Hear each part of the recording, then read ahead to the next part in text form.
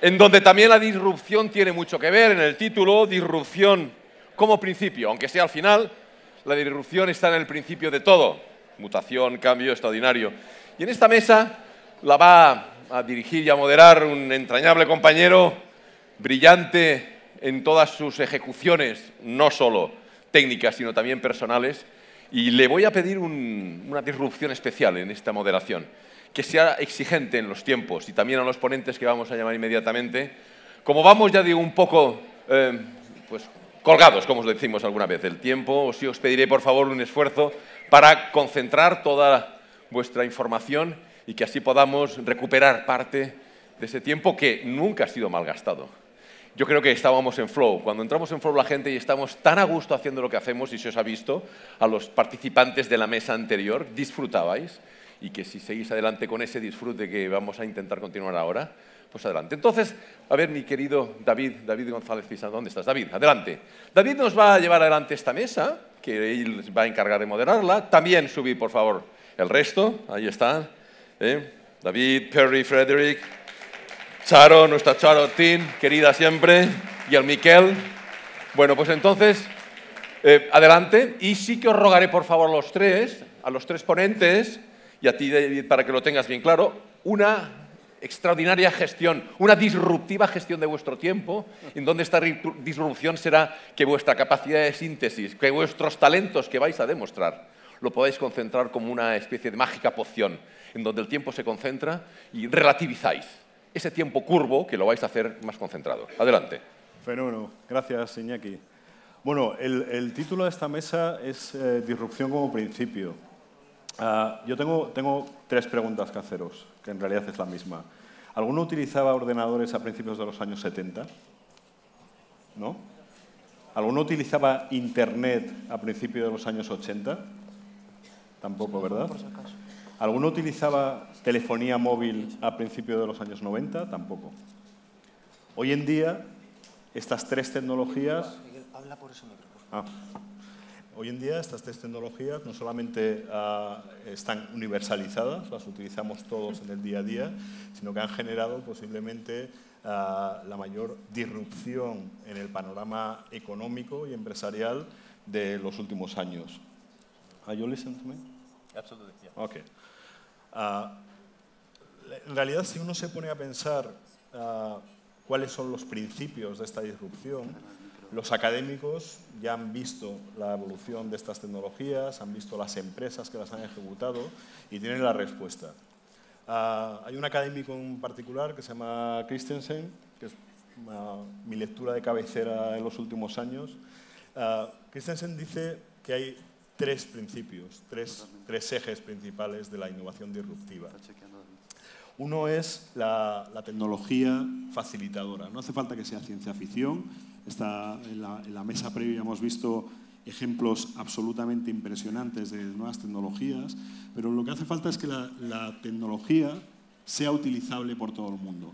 ¿De acuerdo? Los ordenadores en los años 70 necesitaban expertos en computación. Hoy en día todos utilizamos ordenadores sin necesidad de saber informática.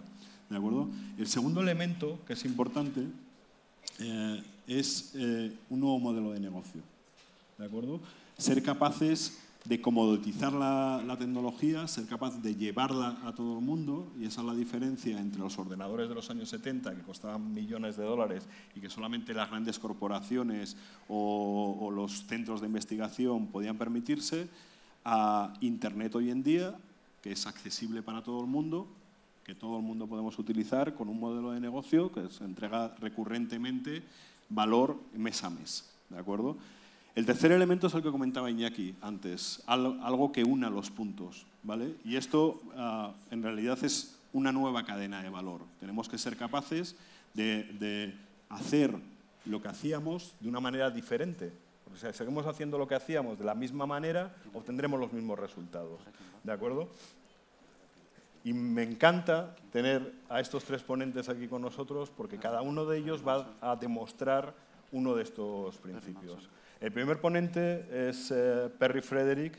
Perry Frederick es el director de estrategia, director estratégico de investigación de General Electric Healthcare. Ayer, hablando con él en la cena, me decía, es que este es el trabajo de mis sueños. Este es el trabajo de mis sueños. Porque fijaos que General Electric pone en su título la palabra estrategia y la palabra investigación. ¿Vale? Para General Electric, investigar es estratégico. Y además no es algo nuevo, porque lleva haciéndolo 120 años. O sea, General Electric lleva 120 años haciendo esto. ¿Con quién investiga General Electric? Pues tiene investigación propia, pero tiene toda una red de colaboraciones académicas, empresariales, con startups, con grandes empresas, ¿vale? Y esto es lo que nos va a venir a contar Perry. Perry, if you wish. Thank you. Perfect. Thank you very much.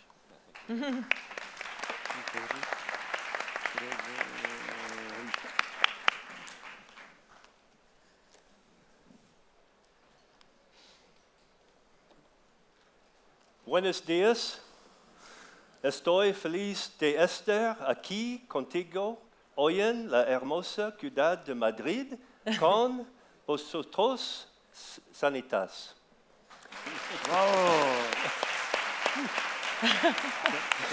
Okay. And sadly, that ends my Spanish for my talk. But seriously, I'm honored and very pleased to present to this distinguished group. This is a great topic. I think it's something that's touching all of our lives today. And I also want to thank the Sanitas group as well for the excellent organization, very professional of this event, and all the hospitality that they have afforded to me. So thank you. Okay, so I'm going to talk about precision medicine. I'm going to talk about artificial intelligence. You're going to hear me say the word AI. I think in Spanish you say IA, but we say AI in English. But that's artificial intelligence. And then I'm going to talk about the future of radiology. And this constitutes GE's vision for where we think healthcare is moving to and the factors that are driving that. So I'm happy to share this with you. So I think the first important thing that we have to realize when there's any kind of new emerging technology is what is the context? What's the environment that's causing this change to occur?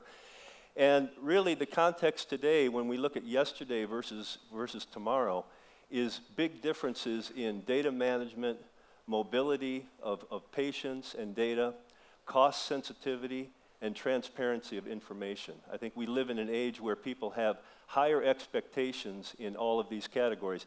And so no matter who you are in this constellation of stakeholders, the world is changing. And let's face it, it's driven mainly by our patients.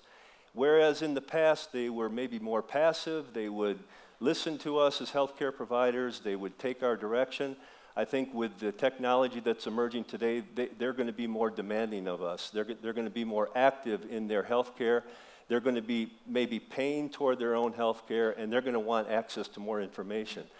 Likewise, the caregivers, the radiologists, the clinicians, et cetera, they're going to move from more of a technology focus and a procedure focus into managing a disease state or managing a care pathway. Again, focusing on patient outcome and cost productivity. And so at the bottom of the list here, as a medical supplier or a vendor, we have to follow these trends. So we have to move from a technology focus to an outcome focus, just like our other stakeholders. So in conclusion, we see a tendency toward value-based medicine. It's going to be driven by clinical outcomes with a focus on the patient. And AI, artificial intelligence, will deliver this new breed of precision healthcare delivery. Okay, sorry for that. Okay. So I'm sure many of you have read or heard about people in the media, famous people making statements about AI. In the United States, I can think of two people, Elon Musk and then Stephen Hawking. He's actually the late Stephen Hawking from the UK. They've made some very, let's say, scary statements about AI, predicting that this will be the downfall of mankind, this will destroy mankind. I like to take a more optimistic view, and this gentleman, Professor Yudkowsky from Berkeley, California, really believes that AI has the biggest potential to impact our lives on Earth in many different areas. And I think we're already seeing that, and healthcare will be yet another sector of the economy which will be impacted. But he also balances that optimism with a warning that we really need to understand as we develop AI what its true capabilities are and what its limitations are. And as long as we're slow and we take our time and we really understand what we're delivering, you know, the future can be bright for us. So whatever your philosophy is about AI, I can assure you it's here to stay. The interest is incredible. I did a quick publication search on artificial intelligence and deep learning in medicine since the early 90s until today, and you can see that just in the last 10 years, AI and deep learning subject searches have more than doubled. Now, in addition to that, let's look at 3 numbers associated with AI, which I think, again, will show you the impact. 105, what's this about?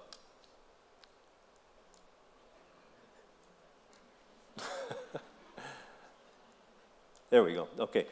105 represents the number of AI healthcare startups in 2017. This is a 10-fold increase from just 5 years ago. 31, this is the number of AI healthcare companies that were represented at RSNA in Chicago last year. This has doubled since the previous year. And 6.6, well, 6.6 is actually 6.6 billion, and this is the projected AI healthcare company revenues by 2021, up from only 600 million in 2014. So I think you can see where AI is headed. So a few words about the terminology associated with AI. These terms get mixed in media and in society, so I thought I'd just take a few minutes to break it down.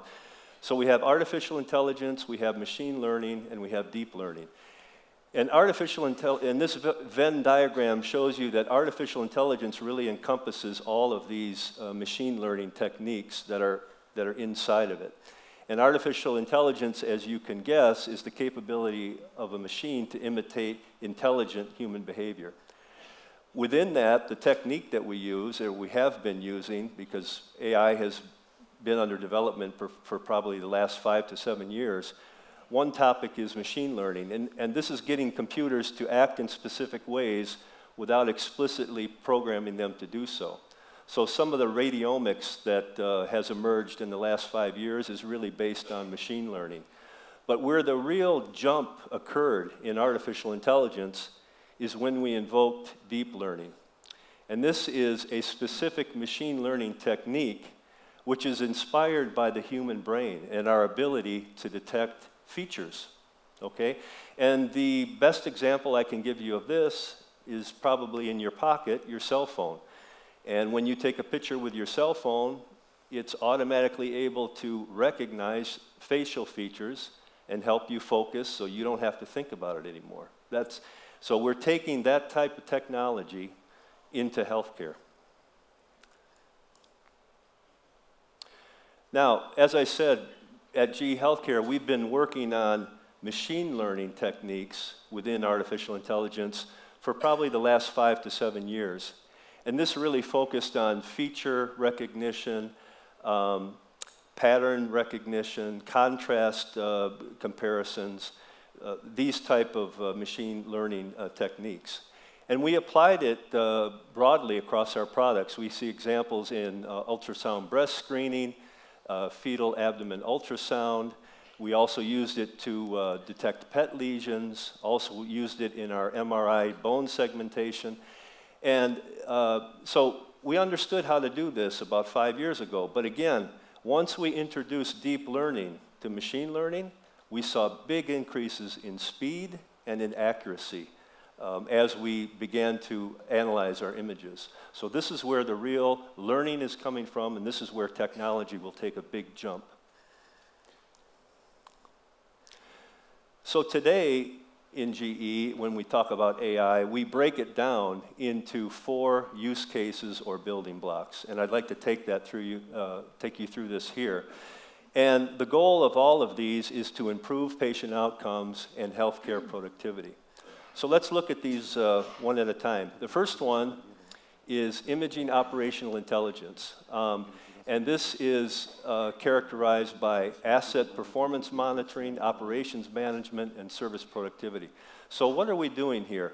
Well, here we're helping hospitals connect devices.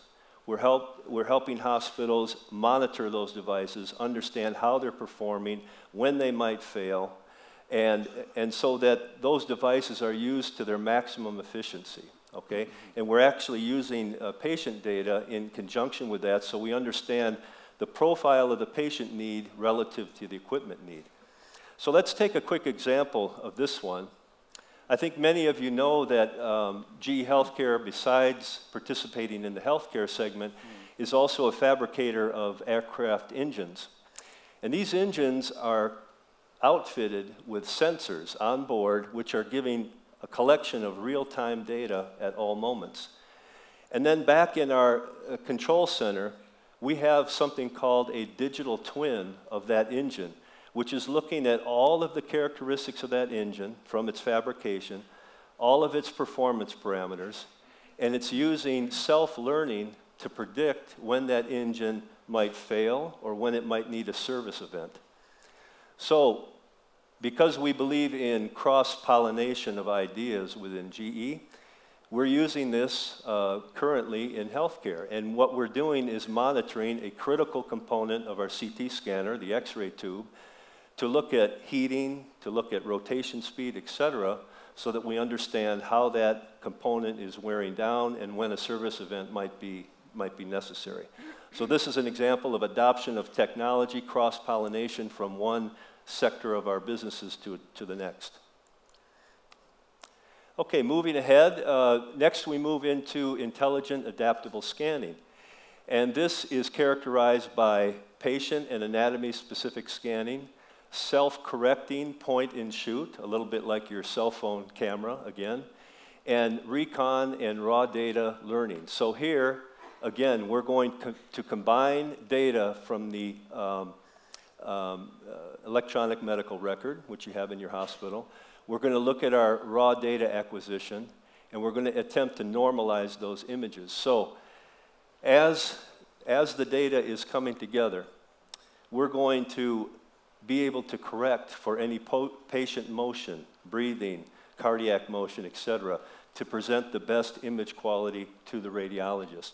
We're also going to begin to reconstruct the data that we acquire from our devices using deep learning. We're not going to use the older methods of closed form expression anymore because they're too slow. They become too slow. So this is another component of the image acquisition space that we're going to enable with artificial intelligence. Now moving on, we come to the intelligent radiology workflow. This is where we're really hoping to help the radiologist. This is characterized by streamlined and prioritized workflow, reducing reading and reporting times, and eliminating repetitive and routine tasks. So we hope to curate and annotate the images for the radiologist. We hope to provide segmentation and detection for the radiologist. And we hope to also enable anatomical localizations for subsequent analysis for the radiologist. So we're trying to take the tedious tasks, we're trying to take some of the repetitive tasks away from the radiologist so they can focus on the higher level analysis required of the images. Another example is the work list that the radiologist is faced with when he starts his day. We would like to use AI to pre-sort the images and put the urgent cases at the top of the list so they're read first, and anything that does not detect an anomaly is pushed toward the bottom of the work list. Again, trying to make the workflow more efficient. Now we move to the fourth and final category. This is really the most exciting as you move to the right here. This is when we're going to try to improve clinical decision making. So here, we hope to be able to generate an automated or annotated report. We hope to be able to extract essential information, textual information from that report, and then we're going to combine it with many other data types besides imaging. So we'll look at clinical data, we'll look at lab data, electronic medical record. Again, we're going to pull keywords from the report. And we're going to use AI to look for trends and intersections that we don't normally see as humans because we're faced with too much data. We're going to let the computer look for those intersections and patterns for us. So let's take a look at this final use case here in a little bit more detail. So again, this is the integration of imaging-based data with other clinical data, and then using the power of machine learning to extract nuances and connections that we're not able to see. So across the top here, you see all the different data types that we're collecting for a particular patient or a particular disease. We have the radiological data, pathology, omics data. This could be coming from DNA SNPs, et cetera. We also have the clinical data, including the electronic medical record. And each of these are very data-rich categories. They need to be reduced in terms of their data dimensionality. So already, for each domain-specific topic, we're going to use machine learning and bioinformatics to reduce that data set to its essential elements. Then we feed this data into a machine learning integration program, and we come up with these types of curves that you see on the bottom. So stratification in terms of age at diagnosis, survival probability in terms of outcomes, and by combining these results, we arrive at what we call precision medicine. And precision medicine, we'll talk about in a little bit more detail, really leads to improved diagnostic and prognostic precision so that we can deliver more accurate and more meaningful therapy. So, as I mentioned, precision health is something that we're taking on as an initiative in GE Healthcare. It really lives in these two categories that I just described to you, and we'll talk about that in a little bit more detail now. So precision health is probably the simplest way to put it. It's about delivering better health more efficiently. And if we can do this at scale, we're going to be able to impact more patient lives, and we're going to be able to bring the cost down, which I think we've heard in earlier talks is a very important thing that we achieve as we move forward. And when we look at precision health, we break it down into three main categories: precision diagnostics, precision therapeutics, and precision monitoring. And in each of these cases, as we go through this workflow here, we see the impacts that AI will help us make from today till tomorrow. So whether we're collecting the data in vivo or in vitro, we're going to go from a very protocol-driven structure today to a more personalized structure. When it comes to decision-making, as I said a moment ago, right now we have too much data. It's in too many places. We can't access it. We can't put it together in a logical fashion. So we're going to integrate it. We're going to feed it into AI, and we're going to start to make sense of it. When it comes to therapy, you know, the innovation of therapy today is very costly to do the research and development. So we hope to move to more precise and targeted clinical trials using AI. In the therapy delivery, again, today it's very complex and some would say unguided. So we want to simplify these processes and introduce precise interventions. And then finally, in the monitoring phase, we want to move from monitoring the patient who is sick today to monitoring that patient before they get sick or after they have been treated to ensure a healthy outcome and a healthy lifestyle. The precision healthcare initiative can be overlaid on a care pathway. We hope to insert ourselves as we evolve as a company from a company that's producing equipment to a company that's producing solutions. And so we would like to insert ourselves more into the care pathway using AI. And that's what this slide is meant to depict here. But we can't do this alone. We need many partners to help us deliver these solutions. And as you can see, we're going to try within the diagnostic space to develop what we call smart devices. So we're going to put our MR, CT, X-ray scanners together with leading technology companies from like Intel, Apple, and NVIDIA. These will be the companies that will help us power our AI algorithms and all the computing power that we need in the background.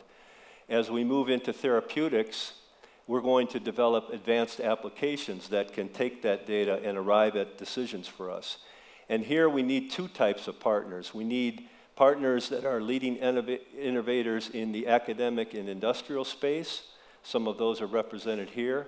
We also need people that will help us in therapy in innovation, like Genentech, Pfizer, and Stryker. And then finally, as we get into the monitoring stage, we want to enable digital services and platform solutions. And again, we're going to work with collaborators to help us get there more rapidly. We also are going to develop a backbone for these application solutions. We call this the Edison Intelligence Suite. And we're going to, again, be using existing platforms like Microsoft to deliver this, and Amazon to deliver this capability to customers and patients. So to look at a couple of examples of how partnerships are helping us speed up our evolution towards AI, I thought I'd share this slide with you. We introduced this partnership with Roche Diagnostics earlier this year, and where Roche is bringing in the in vitro data, we're bringing in the in vivo data from our two areas of expertise. And as we combine that, we see workflow solutions and applications, clinical decision support, and data-driven patient care. And all of this leading to earlier diagnosis and intervention with truly individualized treatments that should yield better outcomes. Likewise, when it comes to academic partners, I wanted to share 4 of the main academic partners that we're working with around the world today: Boston Children's, UCSF in San Francisco, Partners Health on the East Coast, and also more recently University of Oxford. And for each of these partners, this is really a collaborative effort. So we start off trying to understand what is their institutional vision, what are they trying to accomplish, and then how do we come up with a focus area where we can bring our technology and solutions to deliver on some of these topics. So you can see Boston Children's here. It's all about childhood diseases with a focus on pediatric brain. UCSF is trying to arrive at faster decisions for complex cases. This is for some of the work in the lung with plain X-ray and also MR knee segmentation, which is a very tedious task. Partners Health is looking at clinician productivity and patient outcomes, primarily related to stroke, fractures in the ER, and tumor size tracking. And finally, Oxford, in this case, the government of the UK has decided to try to grow and improve their capabilities in AI in country, so they created a grant whereby we will work in many areas of discipline with Oxford to develop that country's capabilities. So that should give you a flavor of how we're working with some of our partners today. So let's look at some very recent examples of AI in radiology. First one, lung nodule characterization, which for the moment is classical radiomics or machine learning. So we're looking at features. So by looking at these are CT images, by the way, and by looking at the shape and speculation, the heterogeneity of the data that's coming back on the image, we're able to begin to predict which of these nodules are benign and malignant. And so when we feed this data into our AI algorithms, we get this receiver operating characteristics curve, and we're trying to push this curve up into this upper left-hand quadrant where we get more true positive and less false positive indications. So you can see here the kind of improvements we're seeing from 64 to 84%, 60% reduction in false positive. And as I told you earlier, if we then begin to combine this data, which is purely imaging, with in vitro diagnostics, we'll get to a more complete and robust diagnostic solution. and this curve will be pushed up even further into the corner, representing a true, accurate analysis. Here's another exciting example of the potential role of MRI in prostate cancer evaluation and follow-up. And this comes from a collaboration with UC San Diego. Now here, I think everybody knows prostate remains a very elusive type of analysis and examination to do. We currently have very poor outcomes at a very high cost. We get a lot of false biopsies, too many biopsies that are done unnecessarily. And so we're trying to move to a more efficient and robust way of evaluating the prostate. So for those of you who don't know, in MR today, it's common to use an endorectal coil. Nobody's happy about that. So we are moving toward a new lightweight coil technology we call the air coil, which you almost put on like a pair of shorts, so it's much more comfortable for the patient. We then introduce a very interesting MR technique called RSI, which stands for restrictive spectrum imaging. It's a way of determining the cellularity of the image that you're investigating. And by combining that with some automated PIRADS, which is a new way of scoring or evaluating the outcome of the imaging data, and combining that with radiogenomics, we're getting into an ability with deep learning to now really detect if there is a problem in the prostate just through imaging. So this is very exciting, and it's going to help us guide biopsy, find missed cancer, reduce the negative biopsy, and it really ends up representing a histology for active surveillance for prostate. Let's look at a final example in pathology, because we can also apply this in the pathology state. So here, pre-screening and deep learning algorithms can identify areas of potential malignancy on lymph nodes. And then the radiologists, once this has been flagged, can zoom in and do a more detailed analysis of any suspicious lesions that were indicated by the deep learning algorithm. And this is working in several areas already, as reported in this article here: lymphocytes, mitosis, necrosis, etc. So we can apply this not only to radiology data, but also to pathology. Okay. So many examples. We've talked about AI. We've talked about how we might feel about it, what the pluses are, what the minuses are. So where are we headed? What's the prediction here? So Matthias Goyen is our Chief Medical Officer for GE Healthcare. He's out of our German offices. And this is his prediction. Literally by 2025, which is not that far away, he believes that no radiological image will be seen by a radiologist until it's already gone through a pre-screening algorithm via artificial intelligence. Okay, so how do we feel about that? Do we need to be afraid of AI? Well, I'd like to give you my own thoughts about this. I mean, and I put this photo here for a reason. I'll explain that in a minute. But you know, healthcare is about people. And the empathy that we bring and the situational understanding as things evolve with the patient are very special and something that really is attributable to humans. And I put this photo here for a reason. I don't know how many of you remember, but back in 2009, Captain Sullenberger had to land his Airbus in the Hudson River when he encountered a bird strike on takeoff. And I'm sure that no AI algorithm would have had the capability to assess that situation and understand how to bring the patients to a safe outcome. No, all survivors on this particular incident. So, it's true that with all the development and interest in AI, we will see a rapid integration of AI topics into the healthcare space. There's no doubt about it. But I do not believe that any disruptive force is capable of totally changing healthcare.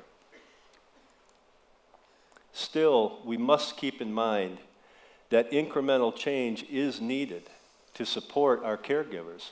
When you think just in radiological imaging, how many images are we presenting with the radiologist today? In the case of MR, how many different techniques and protocols are we giving to our radiologists to assess the patient today? The number of images just keeps increasing. We cannot expect to burden our radiologists with so much data. We need to assist them. And if we use targeted AI improvements, this will drive improved care, improved operational efficiency, and help us lower costs. So the conclusion here is that AI will empower our radiologists and clinicians to be more effective. And just like we do use autopilots in aircraft, but no passenger would get on an airplane without a pilot, this is translatable to the healthcare space. Yes, we'll use computers, but we need the help of our caregivers to make sense of the data. So finally, artificial intelligence will not replace radiologists and clinicians, but those who reach out to AI will find a helping hand to deliver better health care to all. Thank you very much.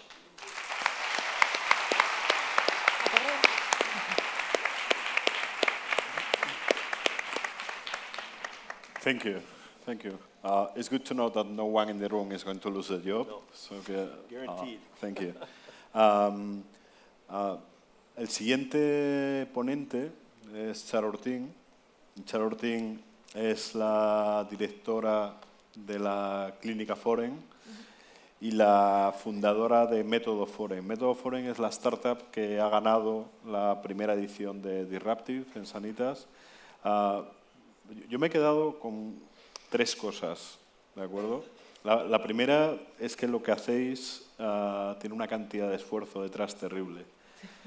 Que tiene mucha ciencia, lo que hacéis, ciencia muy sólida, y Charo lo contará, ¿vale? Pero sobre todo que hay un cariño y un cuidado muy, muy especial y muy particular, porque lo que hacen ellos es enfocarse en el paciente. Charo, por favor. Bueno, muchas gracias.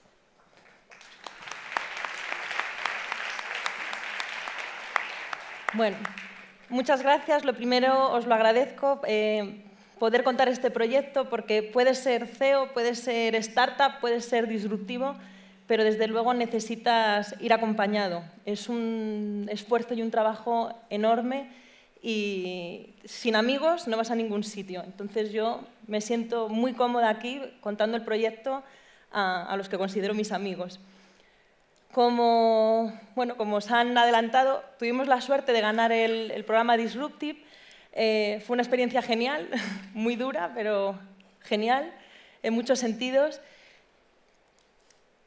Y lo que me gustaría, os voy a contar en qué consiste Método Foren, qué tiene de disruptiva nuestra manera de rehabilitar a las personas. Yo trabajo en rehabilitación, mi centro es de rehabilitación neurológica. Todos los días estamos viendo 70 pacientes con lesiones muy duras y con unos objetivos difíciles de conseguir. Y me gustaría que reflexionáramos sobre la rehabilitación, porque todos los que estamos aquí sabemos que la medicina está mejorando constantemente, salva vidas, nos trata, nos cura, pero la rehabilitación a veces, y eso es lo que quiero contar aquí porque es mi experiencia, llega a veces mal y sobre todo llega tarde. Llegamos tarde porque hay un reposo, porque hay una cirugía que no se puede tocar, porque hay un yeso que no se puede manipular, por lo que sea. Y ese periodo en el que estamos quietos, poco a poco se va produciendo un deterioro que cuando llega a rehabilitación te das cuenta de que no tienes un problema, sino que tienes 7. Entonces, hemos querido cambiar eso, cambiar la rehabilitación y cambiar el tiempo de la rehabilitación. Mi origen es mi origen es la rehabilitación neurológica, este es Foren, este es el centro que tenemos en Tres Cantos, donde abordamos lesión neurológica, principalmente ictus, lesión medular y esclerosis múltiple. Nuestros pilares de trabajo, nuestra filosofía, se parece mucho al deporte. Los pilares, y se saben porque así lo defiende la literatura y la evidencia, el entrenamiento motor, necesita que seas intensivo, es decir, que haya mucha repetición, que lo hagas muchas veces, que lo gradúes, esa repetición, no puedes empezar por lo más difícil, tienes que ir progresando y eso es un arte. Tiene que ser proactiva, es decir, no podemos ser un agente pasivo que viene el fisio y me hace así. Yo estoy obligada a que mi paciente se mueva él y luego yo le asisto, pero tiene que estar trabajando, tiene que estar aquí conmigo sudando, no voy a estar sudando yo y él no. Tiene que estar muy motivado, muy motivado. Son pacientes que les han dicho que no se va a poder hacer, no sé si vosotros habéis pasado una cirugía compleja o algo que os haya obligado a estar 1 mes o 2 meses en cama, se generan muchos mecanismos de mala anticipación, incluso de depresión, de miedos. Les pasa mucho a los ancianos que no vuelven a caminar o que caminan raro porque están desmotivados. Y una recompensa. Si yo tengo que aprender un movimiento, tengo que poder hacerlo y tengo que conseguir hacerlo. Me tiene que salir bien. Esa es la recompensa.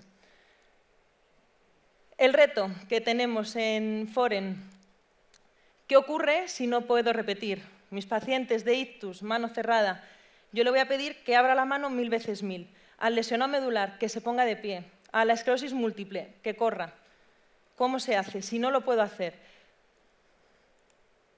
Bueno, pues ocurre, como os podéis imaginar, que la situación es muy lamentable, o sea, es muy difícil de gestionar eso, pero neurológicamente, que es lo que yo os quiero contar, porque es en lo que he estado estudiando desde hace ya 10 años, es que ocurre esto, ocurre una plasticidad negativa. La plasticidad es la capacidad que tienen las neuronas para regenerarse y crear nuevas conexiones.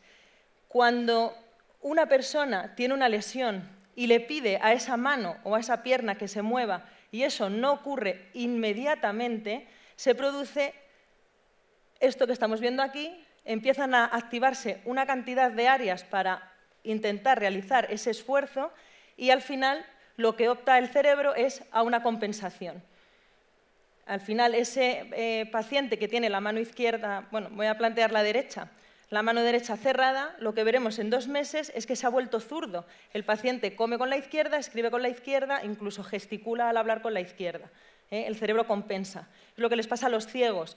Un ciego, pues, salvo por terapia génica, que es una maravilla, lo normal es que el ciego cada vez sea más ciego y el cerebro sacrifique sus neuronas visuales y las convierta en táctiles. No le interesa, no tiene un apego a los ojos.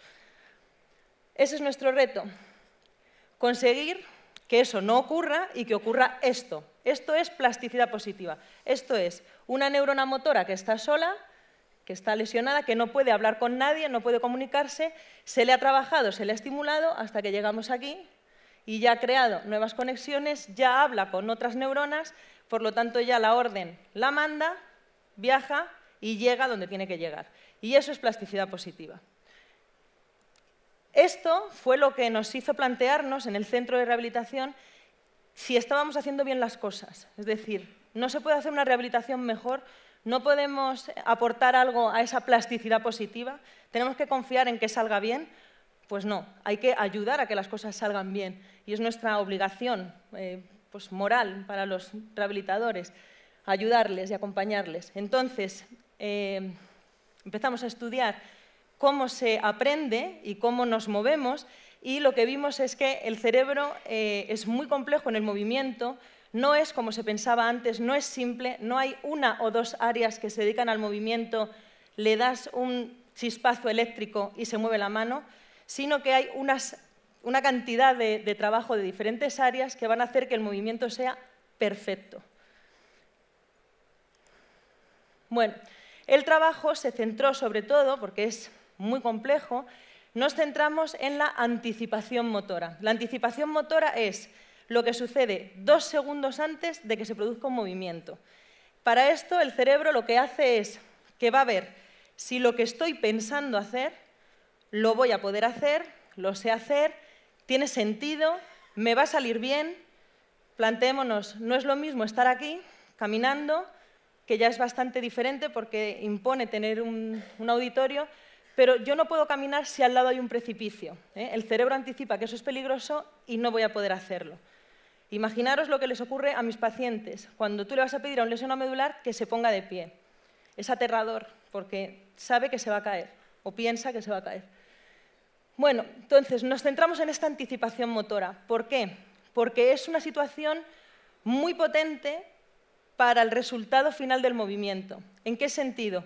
En la anticipación motora se decide cuánta fuerza voy a realizar para moverme. Yo veo un objeto y no es lo mismo la fuerza que tengo que hacer para levantar esto que si me planteo levantar el atril. ¿Vale? Entonces, decidimos centrarnos en esta parte de reclutar unidades motoras. ¿Qué encontramos? ¿Qué sorpresa tan agradable nos encontramos? Que en esas regiones de la anticipación motora, este es el doctor Ricciolati, es la persona que lo descubrió en el año 96 en Parma, esas regiones de la anticipación motora tienen muchísimas neuronas espejo. Y las neuronas espejo, como su nombre indica, lo que hacen es esa inevitable imitación. Son la base, el sustrato anatómico y fisiológico de la imitación. Y son muy poderosas. Son, para que nos entendamos, el contagio del bostezo o el contagio de la sonrisa en un bebé es gracias a las neuronas espejo. O el lenguaje mismo es gracias a las neuronas espejo. Son muy potentes si las dejas trabajar. Y están en esas regiones de la anticipación motora. Continuamente están trabajando. He traído esta foto porque a mí me encanta. Todo el rato estamos imitando, es algo inevitable. De hecho, las personas se sientan y cuando están juntas se sientan igual, o sea, adoptan las posiciones. Nos imitamos constantemente, es algo que significa inteligencia. Y bueno, pues aquí tenemos a un pianista, esta es la parte de la región de la mano, que está tocando el piano, y este es el cerebro de un pianista que no está tocando, pero que lo está viendo hacer y lo está escuchando. Entonces, su mano, inevitablemente, se empieza a mover, porque no puede evitar contagiarse de esa melodía. Las personas que no sabemos tocar el piano, pues hacemos otras cosas. Miramos, disfrutamos y, no sé, y nos matamos de envidia, ¿no? Entonces, bueno, por desgracia, este cerebro de no saber hacer algo, a las personas cuando se les impide, por lo que sea, por una lesión neurológica o por un inmovilismo prolongado, al cerebro también le ocurre esto, que se olvida por esa plasticidad negativa o ignora ese movimiento, esa función. Y al final la gente se olvida de ese movimiento. Bueno, pero nos ponemos positivos, estamos en las neuronas espejo, tenemos una solución y una cosa que os quiero enseñar es que no solamente las neuronas espejo se activan en el cerebro y producen mucha excitación, sino que como están en esa anticipación motora y han reclutado muchas unidades motoras, se escapa de manera inevitable un hilo neuromuscular hasta el músculo diana. Es decir, el pianista que está tocando el piano, aunque lo esté viendo, también está tocando el piano. Se le mide con electromiografía musculatura intrínseca de la mano, que es una musculatura muy difícil de hacer diana, y se empieza a activar. Ese flexor del primer dedo o el del quinto, pues se empieza a activar. Hacen diana. Y esto es, para nosotros, alucinante, porque cuando tú estás con un paciente y le pides que mueva un pie, mueve todo menos el pie. Empieza a mover la cadera, muerde los dientes, pero no hace diana. Y es un gran problema que hemos tenido para la plasticidad positiva. Bueno, pues descubierta la teoría, y bueno, no es así de simple, pero tiene una argumentación muy extensa, necesitábamos aplicarlo, porque estamos con pacientes y los pacientes les parece muy bien que lo sepas, pero quieren que se lo des. Entonces, lo que hicimos fue estudiar muy bien cómo se excitan las neuronas espejo, qué es necesario para que trabajen al 200%. Hemos utilizado esta frase de la suspensión de la incredulidad, se utiliza en los cuentos de fantasmas en el siglo XIX, o sea, tienes que ser tan bueno en un cuento que aunque tú sepas que no existen los fantasmas, tienes que mirar para atrás, o sea, te tiene que dar miedo. Entonces, tienes que ser tan bueno en ese trabajo de la observación motora que el paciente, aunque sepa que no se puede mover, se va a creer que se está moviendo y se va a mover. Ese es el trabajo que hacemos. Para esto, deciros que las neuronas espejo hay que meterles la realidad real, es decir, la congruencia del entorno. O sea, yo tengo que estar aquí y si voy a trabajar, tengo que estar aquí, ahora lo explicaré. La perspectiva en primera persona, los verbos, o sea, hay una cantidad de factores muy curiosos que son necesarios para que las neuronas espejo se pongan a trabajar. Aquí es donde nos damos la mano con la realidad virtual.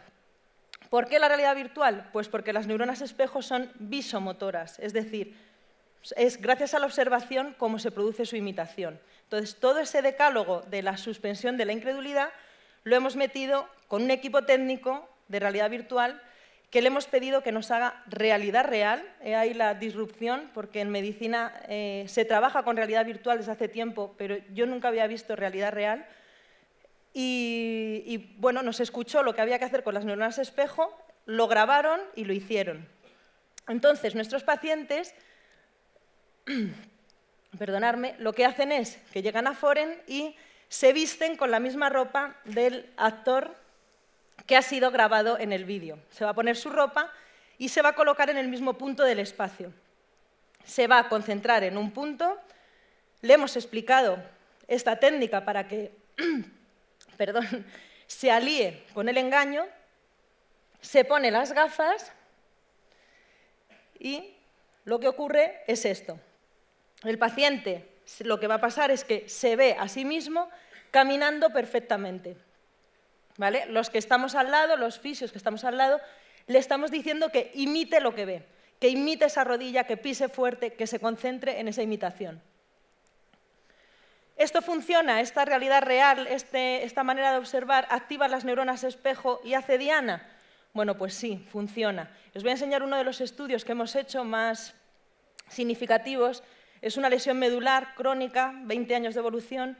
Es una electromiografía de aguja del tibial. Le pedimos al paciente que esté tumbado y que mueva el tobillo, que haga una flexión, y el paciente por sí solo consigue ese reclutamiento de unidades motoras. Al minuto siguiente le ponemos las gafas, le pedimos que imite y ocurre esto. Empieza a imitar y ese músculo empieza a latir. Eso los que estamos en la clínica lo sabíamos porque tú estás con el paciente y lo has visto y lo has tocado, pero fue muy, bueno, pues todos llorando, por supuesto, cuando lo vimos. Y lo hicimos en el otro pie, en el izquierdo, que fue peor aún cuando él lo intentó, y cuando le pusimos las gafas, pues su imitación fenomenal, porque sabe imitar. Sus neuronas espejo trabajan muy bien y hacen diana. Visto eso, lo primero que tuvimos que hacer, y viendo el material que teníamos ahí, desarrollamos un protocolo de trabajo del trofismo muscular. Cualquier persona que esté inmovilizada, tenemos que aportarle una manera de trabajar que él mismo se esté... ¿Os estoy contagiando la fonía? Voy a beber un poquito de agua, si puede ser, perdonadme. Gracias. Perdón. Perdón. Bueno, teníamos el primer protocolo para el trofismo muscular y queremos que cualquier persona que esté inmovilizada se esté generando él mismo ese suero, ese goteo neuromuscular que permita detener la atrofia muscular. ¿Qué es importante? Y también aprendimos que hay que aportarle un feedback. Es decir, ese músculo no solamente va a recibir la señal up to down, no solamente recibe ese goteo, sino que el músculo está obligado a mandarle la señal, a modo de boomerang, al cerebro. Si esto no ocurre, el ciclo, no se produce un aprendizaje motor. Así que los fisios tenemos que hacer el papel del feedback. Lo que hacemos es monitorizar ese paciente, ese músculo diana que el paciente está trabajando y que está imitando, y nosotros desencadenamos el feedback. Y ahí están nuestros protocolos. Tenemos 6 a día de hoy. Tenemos para la fuerza, tenemos para el dolor, tenemos para musculatura denervada y tenemos también para la función, tenemos para la marcha. Entonces, nuestro método no es vamos a eliminar a los terapeutas o a los fisios, sino vamos a darles palas y picos para que trabajen bien y que trabajemos mejor. Entonces, es una herramienta genial que nos está aportando, nos gana horas, nos gana tiempo al tiempo Y luego tiene otra cosa muy importante, que es que monitoriza y registra los trabajos que hacemos. Entonces, todos los amigos que estamos teniendo que están incluyendo método Foren en su rehabilitación, nos reporta al centro lo que han hecho y nosotros estamos mejorando constantemente los protocolos. Porque a lo mejor hemos pensado que hay que trabajar 3 días a la semana el fortalecimiento del cuádriceps para la lesión de ligamentos y resulta que con 2 consigues lo mismo. Pues genial, el paciente que venga 2 días y no 3. Este es nuestro feedback proactivo, si os acordáis, me imagino que no. Al principio, los pilares de la rehabilitación, el paciente tiene que hacer esa activación voluntaria y esto también es clave en nuestro método. Que no sea pasivo, sino que el paciente esté imitando, que supere ese umbral y desencadenamos el feedback. ¡Qué horror! Sí, ahora todo el mundo a toser. Bueno, resultados. Pues funciona. Llevamos ya 4 años en el centro aplicándolo. En mi centro hay 7 fisios y los 7 tienen sus gafas. Cada uno lleva su gafa colgada. Pero la experiencia no es necesaria, hay que hacer estudios. Entonces, hemos hecho estudios y, bueno, pues tenemos resultados a nivel motor. Por eso os hablo de una herramienta para la fuerza y para el trofismo. Tenemos resultados a nivel de sensibilidad también, muy buenos de propiocepción y de dolor.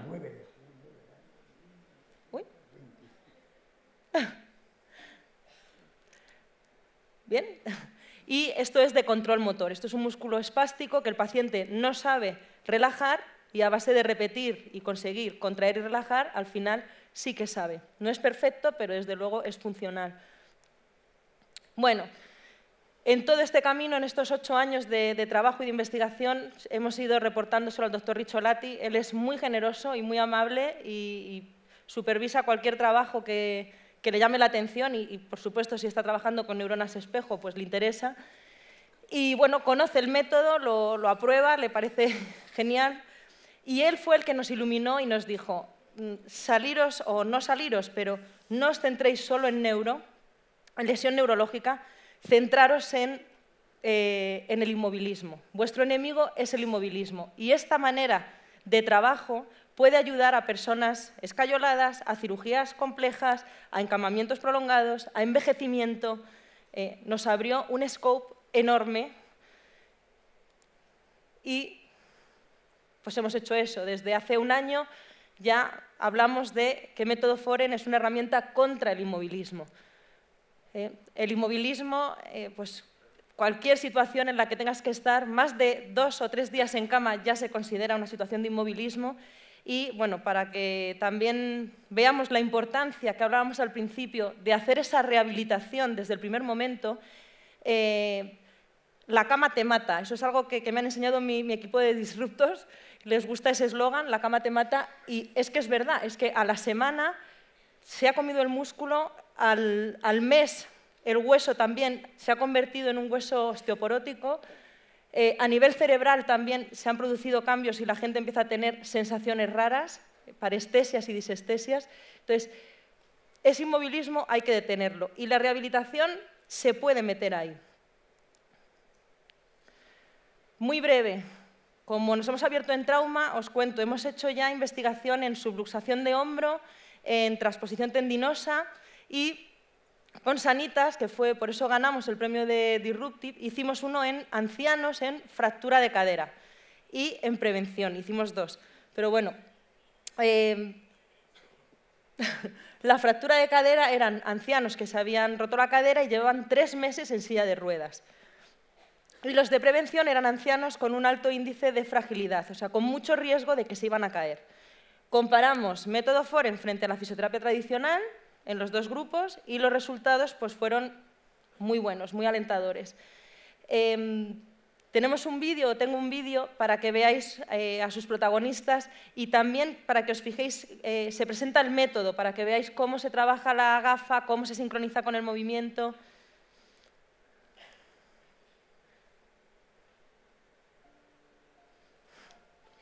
Okay. Yo nací el 9 de julio del año 1925. En casa yo llegué ya a tener que usar un andador para ir de una habitación a otra. Lo que tengo es un desgaste de las articulaciones, que puede ser operable, pero muy difícil, y eso fue lo que me dijeron, mejor no operar. Me caí y entonces me rompí la cadera y todo mi gozo en un pozo. En la silla de ruedas pues estaba muy triste porque yo pues, me veía que iba a ser para siempre y ya no voy a poder andar ni nada.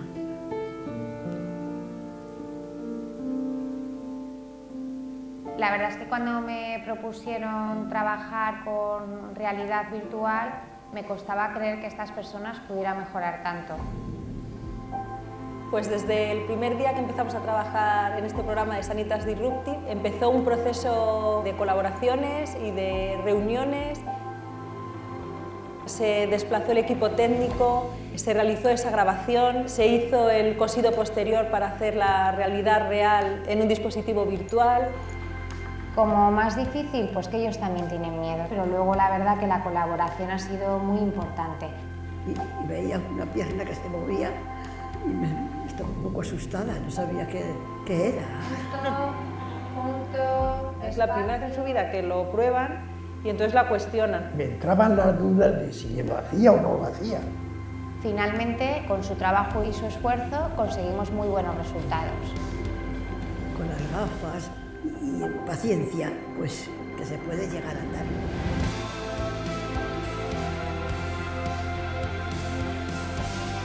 Figúrate de tener un andador para trasladarme de una habitación a otra, a que se me olvide coger el bastón de vez en cuando. Se están consiguiendo muchos avances en poco tiempo y lo más interesante es que la gente está ya deseando trabajar con el método. La rehabilitación consigue que las personas se encuentren mejor, que sean más independientes y que estén más felices. Si alguien viene a visitarme, pues cuando me ven ya con el andador, ¡uy! ¡Pero qué barbaridad! ¿Cuánto has adelantado?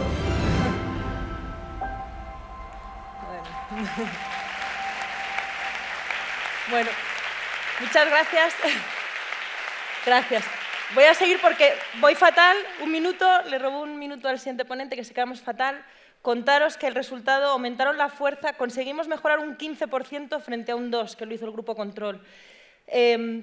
Lo hicimos muy rápido, en 8 semanas quitamos las sillas de ruedas. Y los ancianos que estaban en el grupo de prevención, que tenían alto riesgo de caídas, todos pasaron a un riesgo bajo de caídas.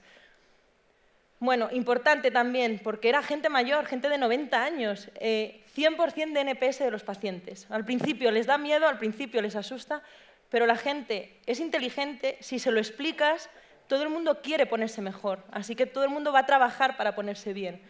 Se alían contigo, se alían con las gafas, 100% de NPS y, por supuesto, los fisios también. Estamos deseando que se nos dé otro material más allá de las poleas y el TENS.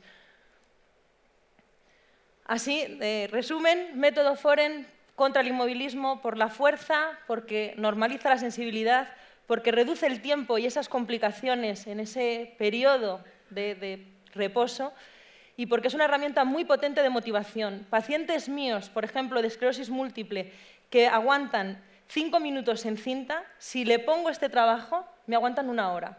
Y eso, además del trabajo aeróbico y de lo que pueda proporcionar, a nivel de rehabilitación, consigo unos resultados mucho mejor, evidentemente. Mucho mejores, perdón. Y lo potente, desde el primer momento, ese inmovilismo, ese yeso y ese estado obligatorio de no poder moverme, puedo empezar ya a trabajar. Queremos tener muchos hijos. En la lesión neurológica, que es donde ha nacido y han sido súper generosos todos estos años los pacientes, nos han enseñado mucho. Mi objetivo es que Método Foren llegue a las UCIs. Me gustaría que la rehabilitación se hiciera desde el primer momento. Se sabe que las 2 primeras semanas después de un ictus son claves para esa rehabilitación y cómo va a quedar esa plasticidad. Quiero meterme ahí, en los hospitales y en las UCIs. Y luego, en todos los demás, en trauma, deporte, dolor e incluso en prevención, quiero llegar también y ser una herramienta más para facilitar la vida y el trabajo de los rehabilitadores. El movimiento es vida, y vamos a seguir moviéndonos. Gracias. Perdona, Qué horror. Muchas gracias, Charo. Muchas gracias. Yo creo que con esto entendemos todo por qué habéis ganado la competición. El último ponente de esta mesa es Miquel Bru. Miquel Bru es el vicepresidente de Desarrollo de Negocio y cofundador de Made of Jeans. Made of Jeans es la startup que fue finalista en la categoría de genómica. Bueno, los que me conocéis sabéis que yo llevo la genómica en un rinconcito del corazón, pero lo que me parece interesante resaltar de Made of Jeans es que han convertido una tecnología que solamente lleva 10 años en el mercado en un modelo de negocio que pretende entregar valor de manera recurrente. Miquel, por favor. Muchas gracias. Primero de todo, también quiero agradecer a todos Sanitas. Yo creo que compartimos con Charo y con todos los que pasamos por el proyecto Disruptive el que nos sentimos como en casa con vosotros. Con lo cual, gracias por ello. Iñaki, voy a intentar hacerte caso, ir lo más rápido posible. Así vamos mal de tiempo y, sobre todo, tener presente la presentación de Gloria, que ha hecho una gran presentación de lo que es la genética y cómo la genómica realmente nos impacta. Nuestra visión en Made of Jeans empezamos hace unos 3 años y era una visión donde básicamente lo que queríamos es llegar a hacer realidad de una forma que pudiera llegar y pudiera ser aceptable para todo el mundo lo que llamamos la medicina personalizada, ¿no? Una medicina que empezó hace nada, en el año 2000, donde con la primera publicación del primer draft del genoma humano se nos prometió y se nos dijo que realmente esta información era como un libro de texto, como una enciclopedia, donde teníamos las instrucciones al nacer de cómo éramos cada uno de nosotros y cómo esta biología podía impactar tanto en el diagnóstico, el tratamiento, como en la prevención de cada una de las personas. Y en realidad hicieron un concepto y la promesa era algo muy simple. Era, dejemos de tratar enfermedades y tratemos personas. Y eso va mucho más allá realmente de la genómica, pero es un concepto realmente disruptivo de verdad, en cómo entendemos y cómo hemos entendido la medicina durante todos estos años. Dejadme que me centre en la área de la medicina genómica y cómo impacta en esta medicina personalizada. Otra vez, Gloria ha hecho una brillante presentación, con lo cual no voy a entrar en los detalles, pero sí demostrar y daros unos pocos hechos que realmente demuestran la aplicabilidad real que tiene esta medicina genómica. Ya hoy en día la FDA está probando 1 de cada 3 fármacos con biomarcadores. ¿Qué quiere decir? Fármacos que mirando el ADN, la biología de cada uno de nosotros, podemos personalizar la dosis para saber seguro que está haciendo el hecho, que está haciendo la aplicación que realmente queremos. Y está llegando a un nivel tan alto que ya son más de 46 países, en los cuales luego, si tengo tiempo, os explicaré en 2 de ellos en los cuales estamos implicados como nosotros, se está haciendo ya una aproximación nacional, porque no solo es importante para la aplicabilidad al día del clínico, sino también para la investigación, sino también para poder hacer políticas de salud que lleguen al ciudadano y que pueda mejorar esta sanidad. Bueno, y eso además no es puntual de un día concreto, no es un test genético hoy y ya tenemos toda la enciclopedia. Realmente la enciclopedia nadie de nosotros la ha cogido y se la ha leído de cabo a rabo, o al menos espero que no la hayáis hecho, porque habéis estado bastante tiempo, sino que utilizamos la parte que nos es seccionable según el cada momento, según la pregunta que tenemos, según lo que realmente nos impacta en nuestro día. Y hay diferentes momentos a lo largo de toda nuestra vida donde estos momentos impactan. Y no solo eso, sino realmente vemos que no es un impacto de sí o no. Eso nos pasa, como hemos visto, en enfermedades raras, hemos visto en otras que estamos hablando de en enfermedades que llamamos monogenéticas. Pero donde hay el gran impacto es en buscar las pequeñas diferenciaciones y lo que nos lleva a buscar los extremos. No es tanto el hacer un sí o no, sino tanto acompañar la medicina que estábamos haciendo hasta ahora y nos ayuda a identificar dónde tenemos los pacientes en extremos de alto riesgo y bajo riesgo para centrar la atención donde realmente pueda tener un impacto.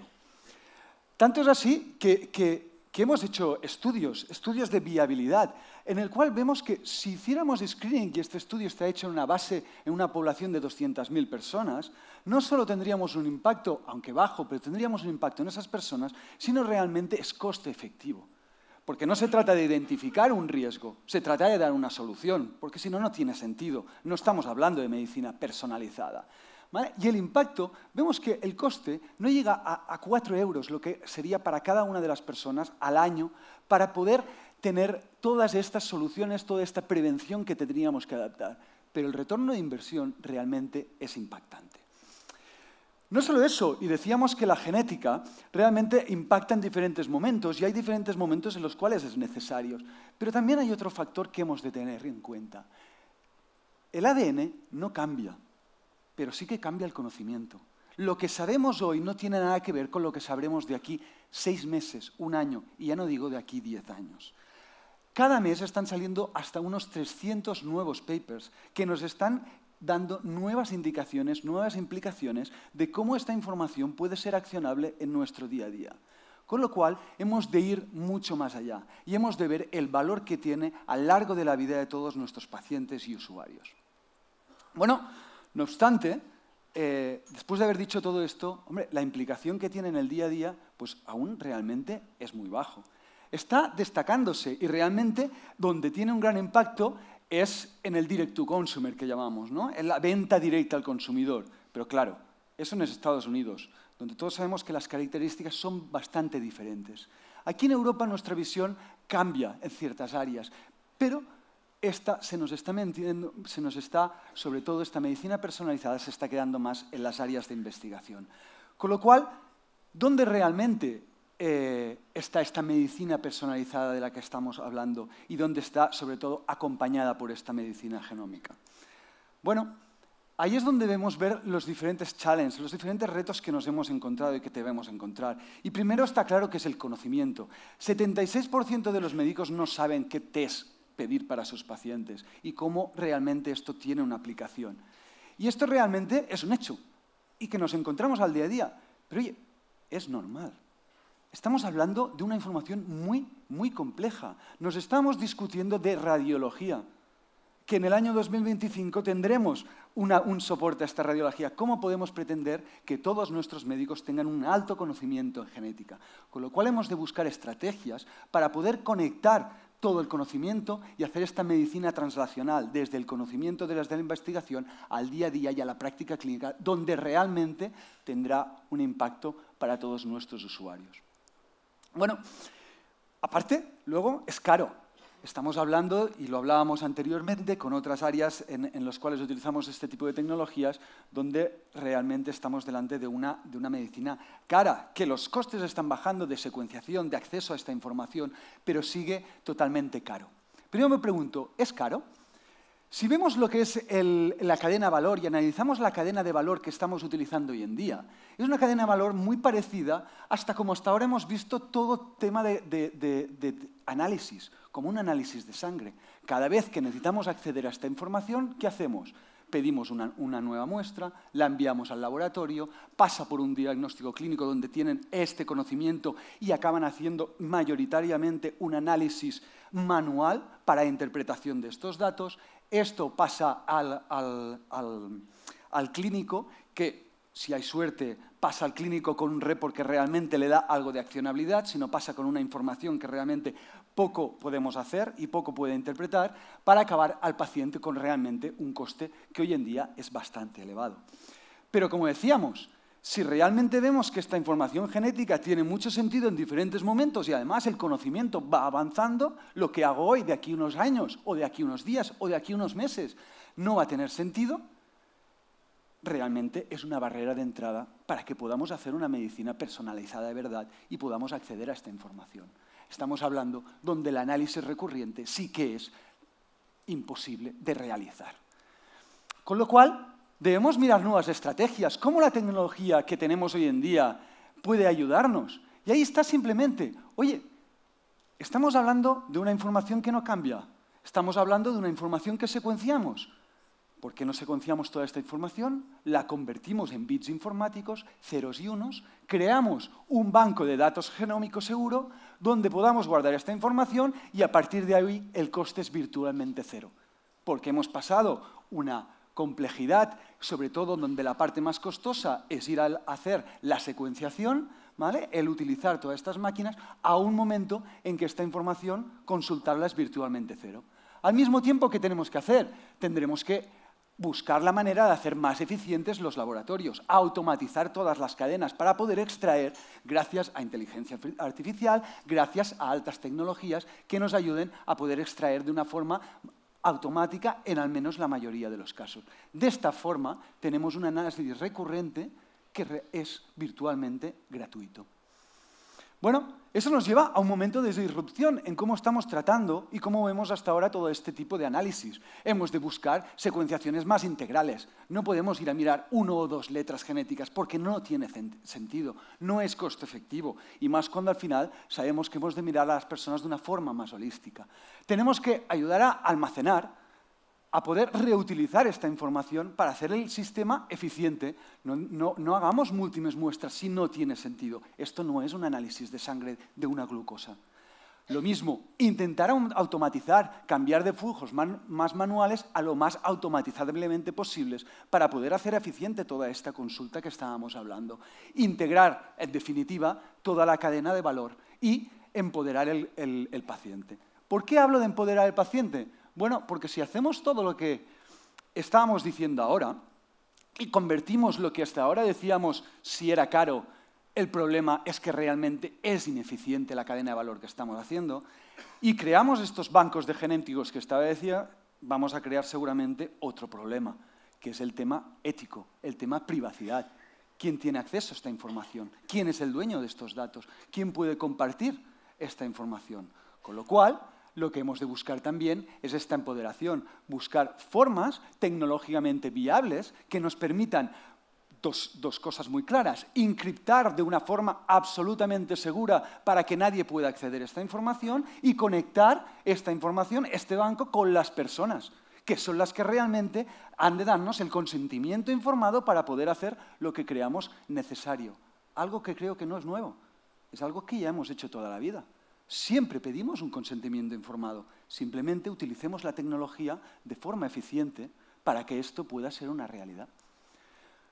Bueno, al final lo que se trata es de buscar una nueva propuesta de valor, disruptir, basado con una tecnología que nos permita no solo hacer estas secuenciaciones mínimas, no solo buscar este marcador del momento adecuado, sino que nos ayude, gracias a las secuenciaciones que tenemos, gracias a bioinformática, gracias a inteligencia artificial, gracias a tener automatización en consejería genética, automatización en el análisis, pero también que nos dé conocimiento, que pueda estar soportando esta tecnología, que pueda haber soporte al médico, porque no tiene sentido darle datos genéticos a un médico si no sabe hacer nada con ello, si no hay aplicabilidad para ello, ¿para qué lo estamos haciendo? Y esto, por supuesto, también tiene que ir con una respuesta y un seguimiento.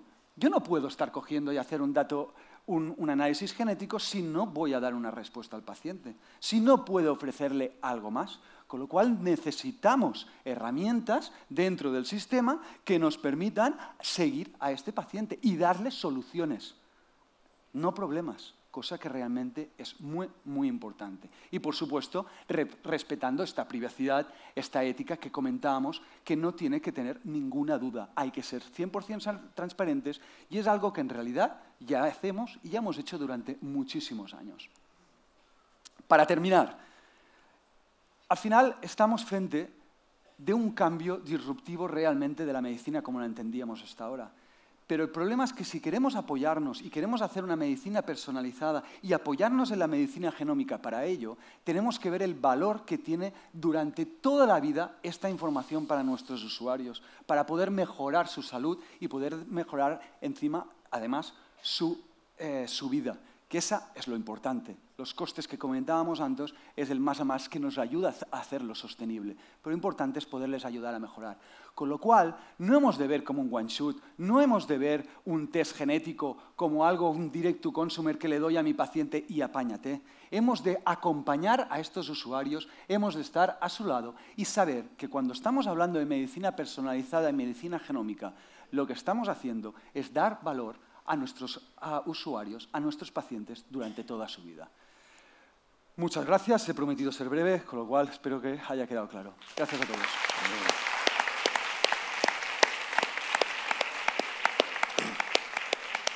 Muchas gracias, Miquel, por la brevedad y por la concisión. Bueno, por Radio Makuto me han dicho que tenemos poquito tiempo, entonces lo que vamos a hacer es, pese a que teníamos ensayado el debate, teníamos un debate muy ensayado, muy divertido, vamos a pasar a la siguiente sección. Iñaki, por favor. Vamos a poner en juego las neuronas espejo para poder aprender mucho. Gracias, Charo, fantástico. Miquel, estupendo, ¿eh? Voy a acercar ahí. Muchas gracias también a Perry, que nos ha visto como la inteligencia artificial, pero también inteligencia natural, ¿verdad? Fantástico, muchas gracias a todos. Bueno, yo voy a presentaros ahora la parte final, la clausura, que yo creo que es un colofón extraordinario a estos extraordinarios ponentes que hemos tenido fascinantes. Yo creo que todos hemos disfrutado mucho y hemos gozado, que era lo que hablábamos al principio. Y ahora tengo un privilegio, ¿no? Presentar a un compañero que además es amigo y al que admiro mucho. Es nuestro conferenciante final. Es Domingo Marzal Martín. Él es cardiólogo de formación, médico, cardiólogo. Ha sido jefe de servicio de un hospital, con lo que sabe lo que es la vida del hospital. Es miembro muy activo de la Sociedad Española de Cardiología, muy vinculado a todas las soluciones digitales que esta sociedad tan vigorosa, que probablemente una de las más vigorosas que tenemos en nuestro entorno, está haciendo. Y Domingo, una brillante decisión por parte de José Francisco, lo incorpora a nuestro equipo de la dirección médica para llevar adelante la dirección de innovación y de desarrollo digital médico, de estrategia digital médica, porque ya lo ha dicho Iñaki al principio, esto ya está aquí y desde luego no lo vamos a abandonar. Y como todas las disrupciones, siempre mejor lo anterior. Es mejor, la mejor forma de presentar a alguien es que alguien se presente a sí mismo. Y yo podía decirle muchas cosas interesantes. Una vez dije, bueno, este es impresentable, bueno, este es muy presentable, pero se presenta a sí mismo. Así que aquí tenéis a Domingo y lo vais a disfrutar. Hasta la próxima. Domingo.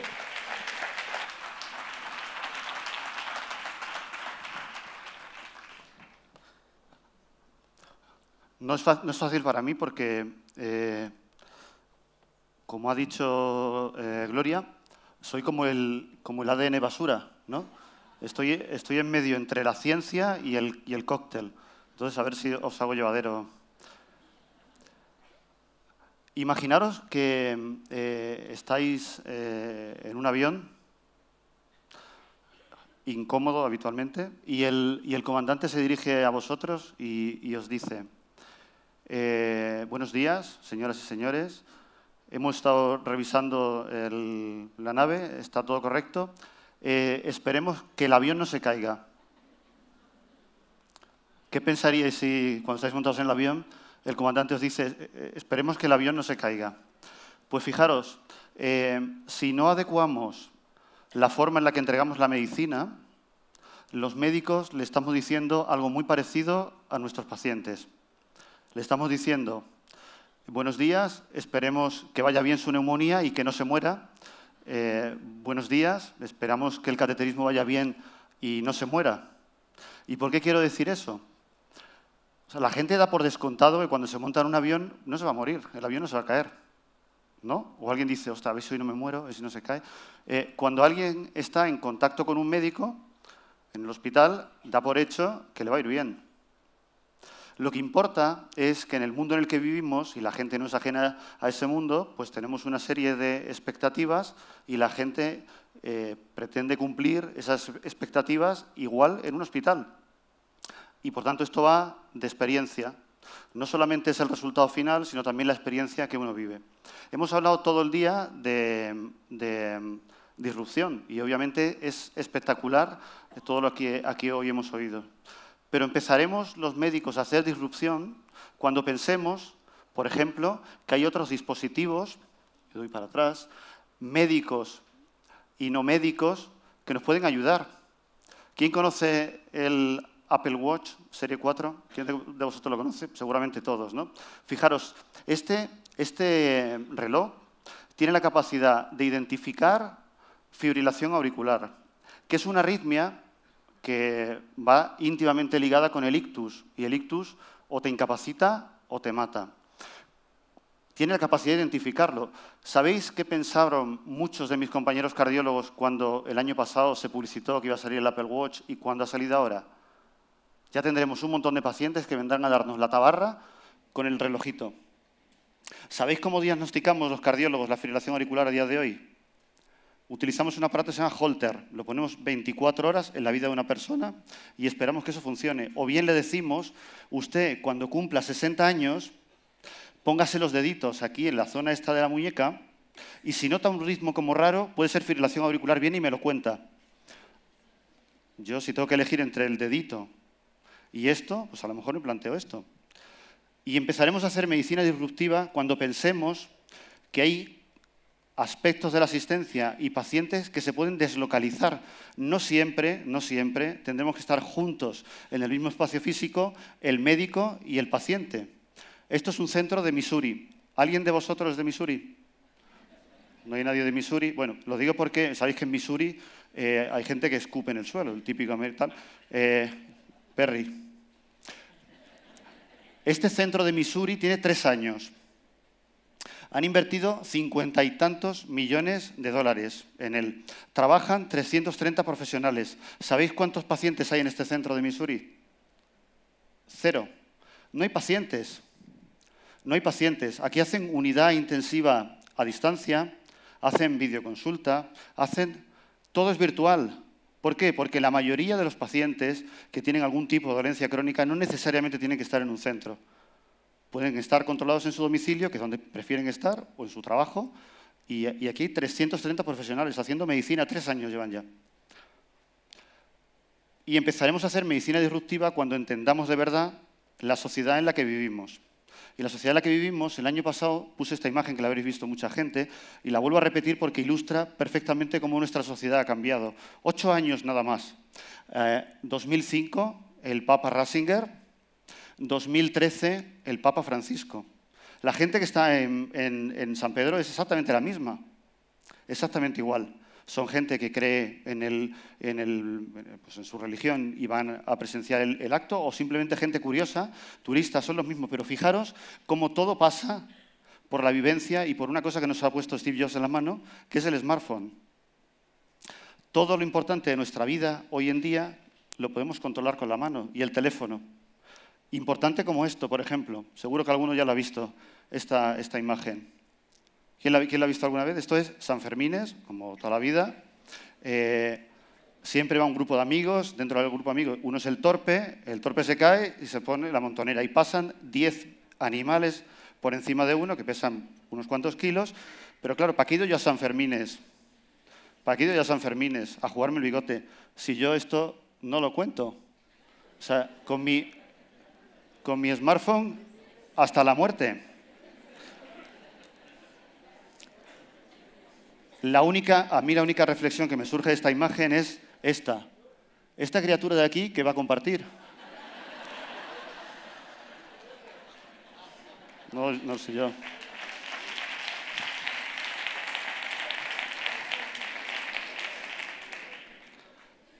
Eso es así. Yo acabo de soltar mi teléfono ahora, se lo dejaba a Ana, pero va todo, lo tenemos todo en nuestro teléfono.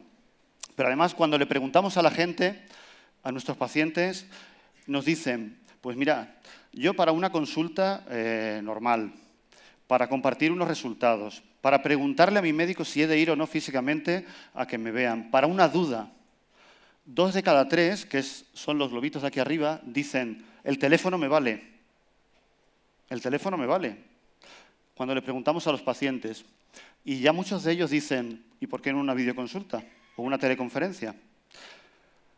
Y en otra encuesta reciente nos dicen, 7 de cada 10 pacientes, de ahí para arriba, nos dicen, yo para el seguimiento de mi enfermedad podría hacerlo por una videoconsulta, de forma digital. Incluso si está hospitalizado, me podrían seguir también. Eso lo dicen los pacientes. ¿Por qué no me siguen utilizando medios digitales? Y es más, esto permitiría adaptar mejor mis horarios, compartir mejor o conciliar mejor mi vida con mi situación, con mi patología. Si aún no hemos visto cómo ha cambiado nuestra sociedad, a ver si este vídeo nos convence. Dentro vídeo.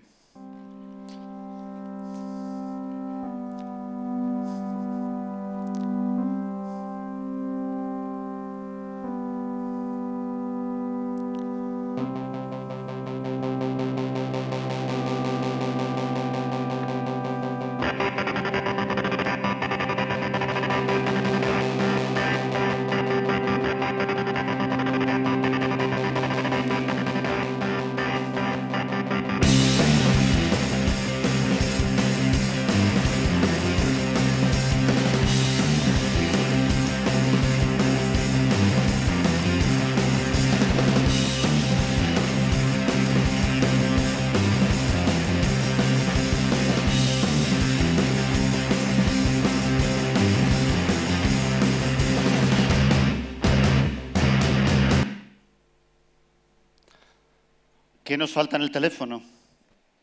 Yo ya me estoy metiendo dentro. Nos falta el médico en el teléfono.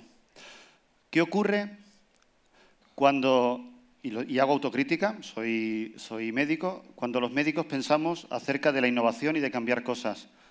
Pues voilà. No es ningún compañero del cuadro, lo digo por... Ahora, si os dijera, si pensáis que es médico cirujano, a lo mejor... ahí hay mucho juego. Los médicos, como cualquier ser humano, cuando nos hablan de cambiar, nos pasa lo que le ha pasado al ser humano siempre. Lo primero es cambio, y el cambio consume energía y, por tanto, me resisto. Y lo segundo es que pensamos que con las herramientas que yo tengo a día de hoy a disposición, ya tengo todo. El de la izquierda pensaba que con la piedra le valía para matar mamuts, el otro con la flecha. Es decir, que pensamos que lo que tenemos es perfecto e innovar es complicado y ofrecemos una resistencia. Y preguntamos a los médicos si seguimos pensando que la relación, la consulta física, el face-to-face es imprescindible. Y nos preguntan a los médicos y decimos, sobre todo, yo tengo dudas acerca de la tecnología, de la utilidad de una consulta digital, dudas, fundamentalmente. Y fijaros, esto es una reflexión de médicos británicos, que el titular fue «Dejemos ya de ser luditis». Luditis es un término que viene de esa criatura que está ahí arriba a la derecha, que se llama Ned Ludd, y le puso nombre al ludismo. Es una cosa, lo utilizan mucho los anglosajones, el término de luditis, y es porque en la Revolución Industrial él pensó que obviamente la máquina iba a quitar el trabajo a las personas. Entonces, él decidió quemar un telar. Fue la primera persona que quemó un telar y quemó máquinas. Y, por tanto, pues, refleja perfectamente cuál es la reacción ante la tecnología del ser humano. Lo primero es miedo. Y aquí los propios médicos de primaria, en este caso, de Reino Unido, dicen dejemos de ser luditis. Dejemos y abramos nuestra mente a la tecnología porque nos puede ayudar. Y como veis ahí abajo, es porque si entendemos realmente a las personas que son nuestros pacientes, nos están pidiendo una nueva forma de normalidad de tener relaciones o interacciones con ellos. Y fijaros, esto de buscar tecnología para acceder a aquella persona que te puede solucionar tu problema no es algo nuevo. La primera consulta, en teoría, virtual, fijaros, 1924. Utilizando la radio, es decir, cuando alguien necesita acceder a un profesional, pues se busca la vida y se utiliza la tecnología como se pueda. Y este nuevo canal de comunicación, este es un chico que trabajó conmigo, que es súper majo, el que está allí a la derecha. Esto es el servicio donde estuve 10 años trabajando, Extremadura, 2011, fijaros, hacíamos consulta virtual, es decir, que Extremadura no somos Silicon Valley, que se puede hacer consulta, permitir que el paciente esté donde tiene que estar, que es en su entorno. Y cuando le preguntamos a la gente que sabe en el sector salud qué tecnología va a cambiar radicalmente la forma en la que ofrecemos la medicina, resaltan fundamentalmente todo lo que tiene que ver con la ciencia del dato y, como veis abajo, la telemedicina, que no es más la medicina a distancia, deslocalizar la relación entre el paciente y el médico. Y este hombre, que es un gurú, es un indio americano, que tiene el dinero por castigo, como todos estos empresarios, él va a un banco, pide ingresar dinero, le dicen que no cabe en la entidad, se tiene que ir a otro lado. Bueno, pues este le preguntaron hace 5 años, y él dijo, va a hacer más por la medicina, el software y el dato que toda la biología junta. Y es así. A lo mejor es un poco una provocación, pero desde luego es para que abramos nuestra mente a que la tecnología nos pueda ayudar en lo que hacemos. Bueno, después de esta primera parte, en la que alguno de mis compañeros médicos estará deseando, bueno, incluso se habrán acordado de mi madre, la pobre, fijar lo que ocurre cuando miramos a los médicos, a los profesionales, por una mirilla. Lo que ocurre es, y le preguntamos a ellos, ¿en tu consulta aplicas alguna tecnología en tu día a día? Pues prácticamente el 70% de ellos dice, utilizo el teléfono. Es decir, sabemos claramente que hay relaciones con nuestros pacientes donde no es necesario el encuentro físico. 70% cuando preguntamos a los médicos. Esto ha sido el último congreso de la Sociedad Europea de Cardiología, que reúne a 40.000 personas. Hubo un espacio físico con un programa propio en el que ya muchos médicos nos juntamos a hablar de tecnología y salud para cambiar la forma en la que hacemos nuestro trabajo en el día a día. Pero además, aquí, por ejemplo, hay 4 publicaciones en revistas súper prestigiosas, New England, que se ha hablado hoy, el JAMA, que también se ha hablado, British Medical, revistas súper prestigiosas donde se habla acerca del valor de la telemedicina, del valor de las consultas virtuales, de la relación virtual con los pacientes, y se habla de su potencial, que es absolutamente enorme, y cuando se tratan las limitaciones, se resume fundamentalmente en 3. Las limitaciones que se ven con la consulta. Una de ellas es, ¿habría problemas con la tecnología? La conclusión es, en general, no, y esa es mi propia vivencia a día de hoy. La segunda es, aspectos legales. Hoy no me meto con los abogados porque ya me han dicho en la puerta que tuviera cuidado. No hay aspectos legales que sean un problema para nosotros. Hay una normativa y un marco europeo que permite, y de hecho que le pone especial interés a todo lo que tiene que ver con la telemedicina. Y la tercera limitación podría ser la restricción de algunas personas para acceder a la telemedicina. Y justo lo contrario, porque aquellas personas que están lejos de aquel que le puede dar el servicio que necesita, todo lo que tiene que ver con la medicina virtual te permite acceder a tu médico, a la persona que te puede ayudar, sin ninguna duda. Y en la literatura publicada hay consultas de todo tipo, fijaros, prácticamente cualquier especialidad, desde la medicina general, la psiquiatría, que uno puede pensar, la psiquiatría, la psicología, cardiología, en diabetes, en cualquier especialidad. Y hay consultas de todo tipo, desde consejo, compartir resultados, de todo tipo de consultas, psicoterapia. Es decir, hay mucha evidencia publicada acerca del papel que tiene la telemedicina a día de hoy, la consulta virtual, las videoconsultas. Este es un paper publicado en la revista más importante para los médicos, que es el New England. Tiene poco más de una semana y aquí se recoge la experiencia del lugar donde está más desarrollado, que es Estados Unidos, tiene que ver con Kaiser Permanente, donde hacen una evaluación de sus 210.000 videoconsultas, las que han realizado hasta la fecha. Fijaros, el gráfico es súper potente porque cuando empiezan a aplicarlo en 2015, desde el Q1 de 2015, no ha parado de crecer, porque los profesionales han entendido su valor.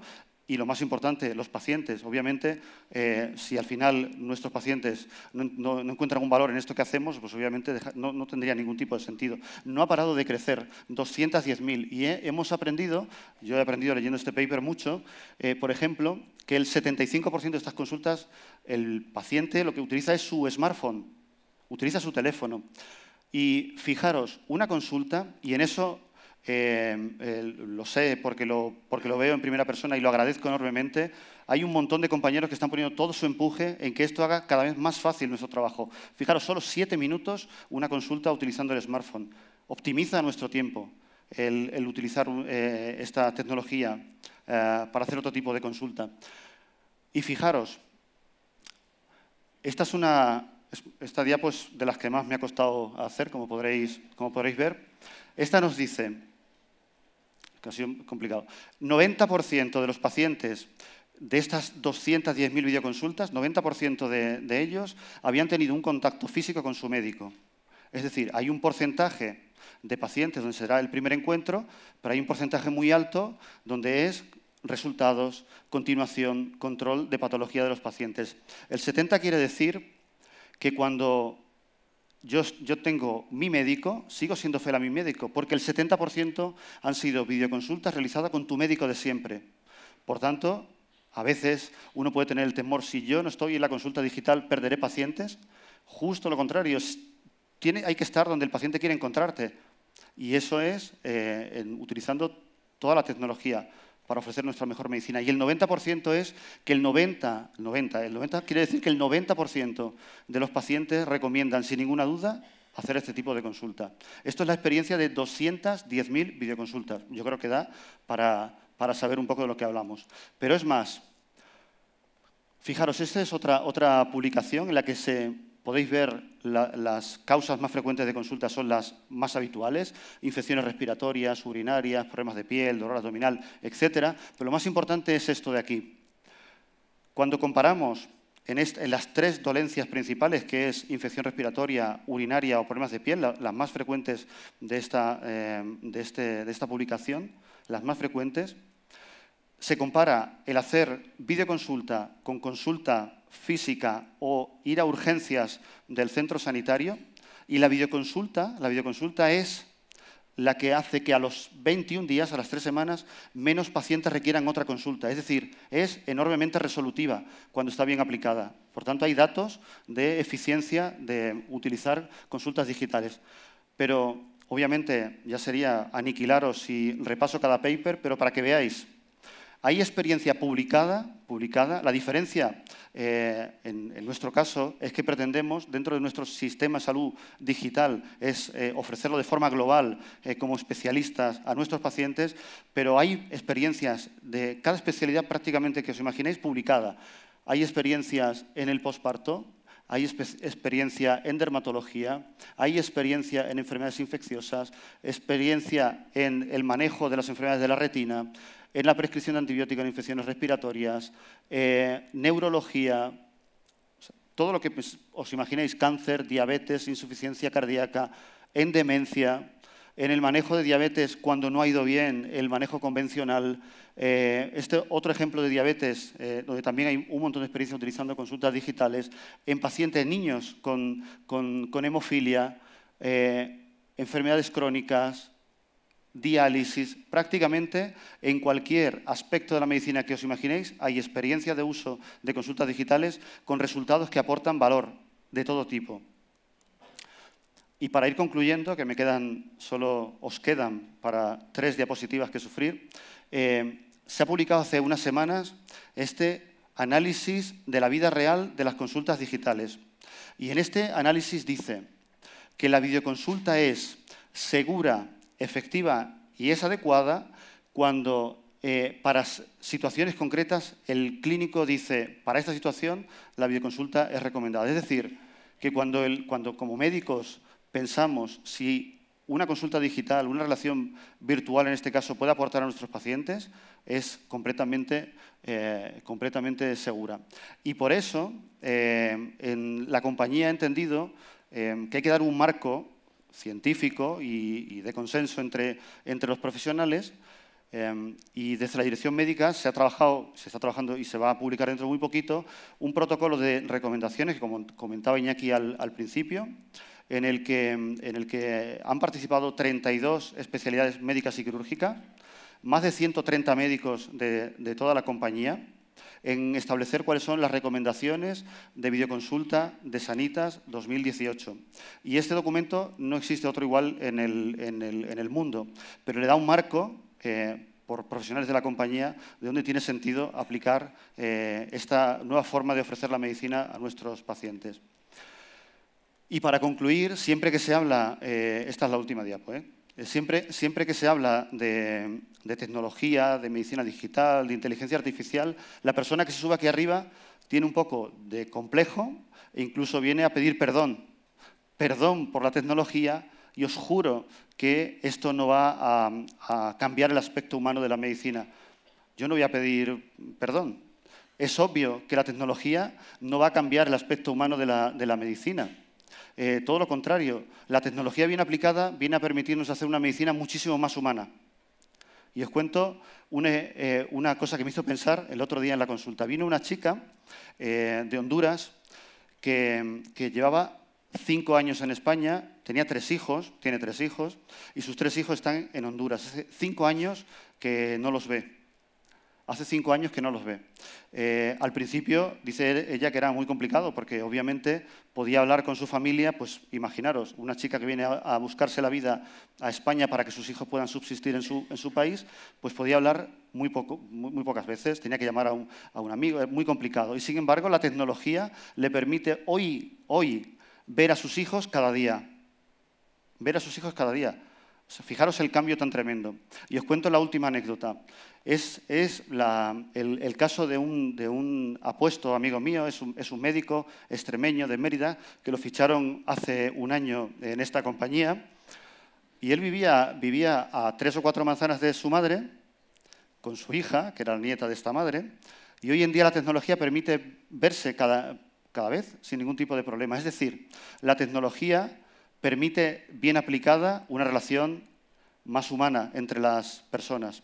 Y nada, yo simplemente os invito a que disfrutéis de esta nueva época que tenemos, que es espectacular. Muchas gracias.